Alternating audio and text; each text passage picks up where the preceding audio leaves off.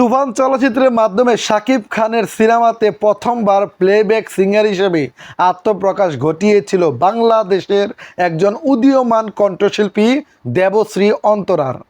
সামাজিক যোগাযোগ মাধ্যমে আপনারা দেখতে পেয়েছেন তুফান চলচ্চিত্রটি মুক্তি পাওয়ার পর থেকেই তাকে নিয়ে বাংলাদেশের মিডিয়াগুলো যেভাবে হুমড়িকে পড়েছে, তার প্রত্যেকটি ইন্টারভিউ বা প্রত্যেকটি ক্ষেত্রে তার বিশেষণ যেভাবে দেওয়ার চেষ্টা করছে। এবার তো তিনি বলেই দিয়েছেন, আমি তো এখন গায়িকা হিসেবে নিজেকে প্রেজেন্ট করতে চাচ্ছি না, আমি এবার নিজেকে দাবি করতে চাই একজন নায়িকা হিসেবে। আমি সুযোগ পেলে সাকিবের সাথে কাজ করতে চাই, কারণ আমার মধ্যে সে গুণাবলী রয়েছে। আমি একজন সুদর্শনীয়, আমি খুব ডঙিলা, আমি ডং করতে পছন্দ করি, অভিনয় করতে পছন্দ করি, মানুষদেরকে হাসাতে পছন্দ করি, মানুষদেরকে আবার কাঁদাতেও পারি। একজন অভিনেত্রী হওয়ার জন্য যতটুকু গুণাবলী থাকার প্রয়োজন, আমি দেবশ্রী অন্তরা মনে করি আমার মধ্যে সেই গুণাবলীগুলো রয়েছে। তাই আমার ব্যক্তিগতভাবে মতামত, আমি নিজেকে একজন প্রতিষ্ঠিত নায়িকা হিসেবে দেখতে চাই আমাদের ইন্ডাস্ট্রিতে। আর সেটা যদি মেগাস্টার শাকিব খানের হাত দ্বারা হয় তাহলে তো আর কথাই নেই।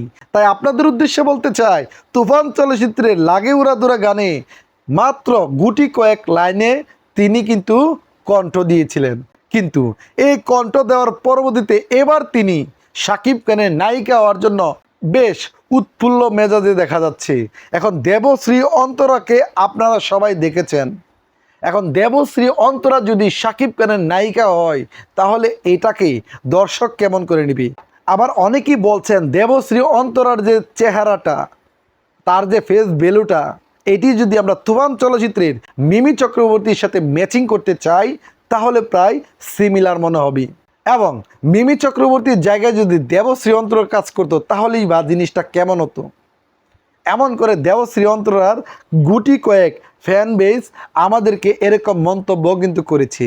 তাই আপনাদের উদ্দেশ্যে বলতে চাই, শাকিব খানের নায়িকা হিসেবে যদি দেখা যেতে পারে দেবশ্রী অন্তরাকে, তাহলে শাকিব ভক্তরা কি তাকে সাদরে গ্রহণ করে নেবে? সেটি অবশ্যই ভিডিওর কমেন্টে জানিয়ে দিবেন। ধন্যবাদ।